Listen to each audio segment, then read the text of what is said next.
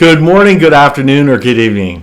This is Property Management 101, and for today's video, what I'm going to be discussing is when you're evaluating the P's of property management, I'm going to give you some ideas and areas to look into to try to find the answers for when you're evaluating your price.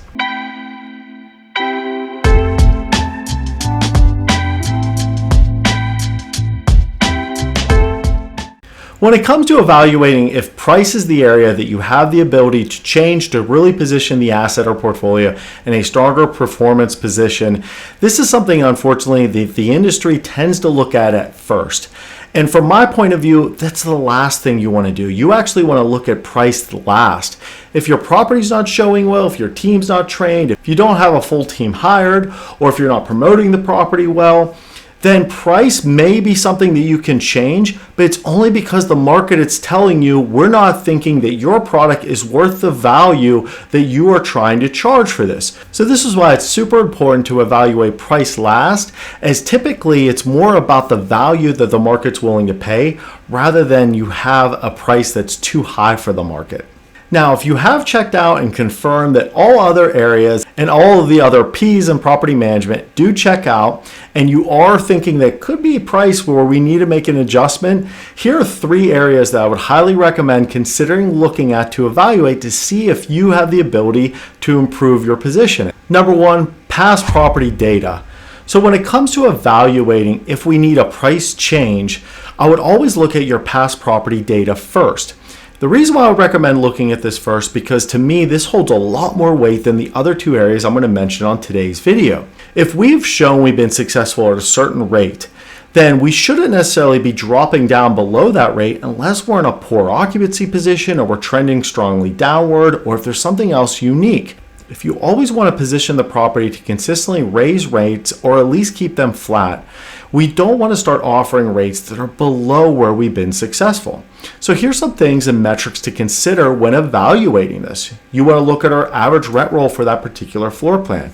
You want to look at our average rents that we've achieved recently from any recent application. You also want to look at our recent velocity. Are we above where we need to hit our target? Are we below where we need to hit our target? So these are some things to keep in mind as well. Also, you want to look at some historical data. So for example, if you're in the month of March and typically in April you have a very strong month when it comes to demand, we may not need to necessarily be aggressive or push a certain special because we know we have a lot of upcoming demand when we look at our historical numbers. More importantly, it's really important to look at the dynamic of your property's position and where you've been successful, rather than look at some things outside your community to make a decision what's best for your community at that time. The second area that I would highly recommend looking at when it comes to possibly making adjustments with your price is the market status. When it comes to evaluating your market though, one thing I would mention as a word of caution is what I tend to see is a lot of operators make the mistake by overvaluing what's going on in their market and undervaluing their current position of their property and their strategy. One thing that I would really consider is you don't want to make sure you're trying to mirror another property's special or position when maybe your property is in a much different position when it comes to that particular floor plan and price.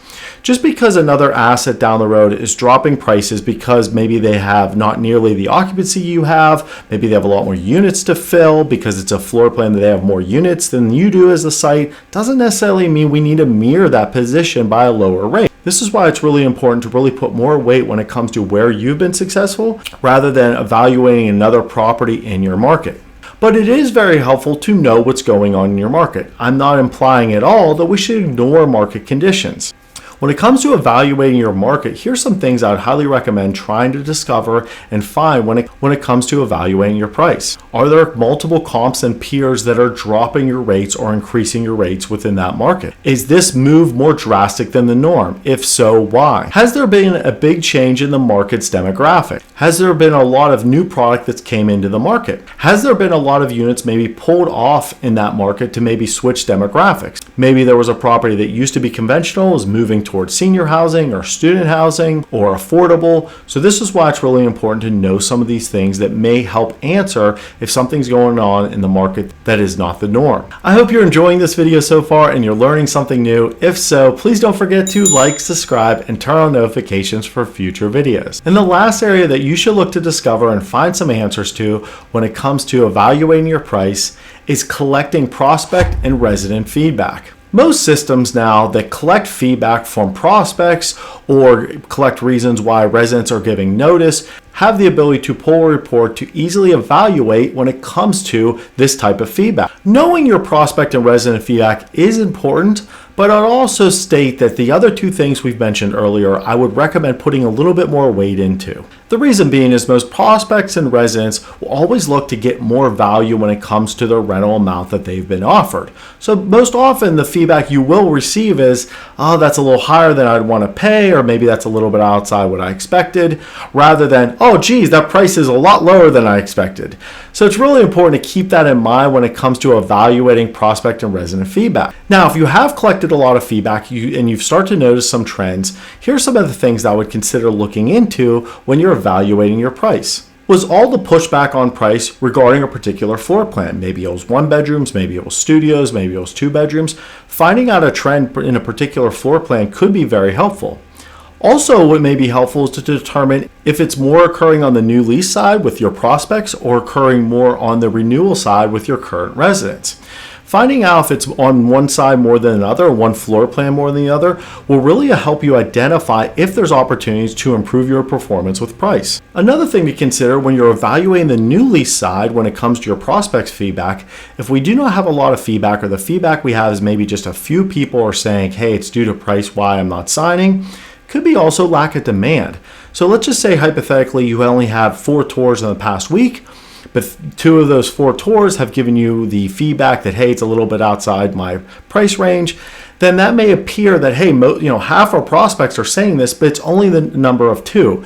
So to me, that's not a high number when it comes to your overall volume to really make a big decision and change when it comes to adjusting your price. And for a video recap today, please keep in mind these 3 areas when it comes to evaluating your price and if that's the area you should be focusing on and making adjustments to. Number 1, past property data.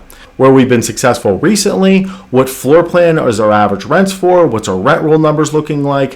Finding out this information will be the most impactful of the 3. Number 2, market status. What's going on in that market? Is our peers seeing the same thing we are? Are they seeing something different?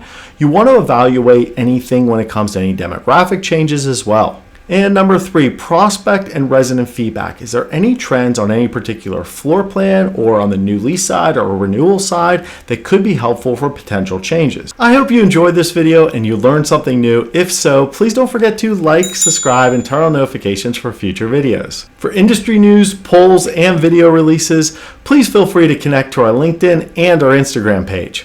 And before putting any of these practices into place, I highly recommend that you watch our updated disclosure video as well as our updated This Is Why I Do This video, which is our channel's why. If you have any questions about this video or any of our videos, feel free to leave a comment. I'll be happy to address it for you.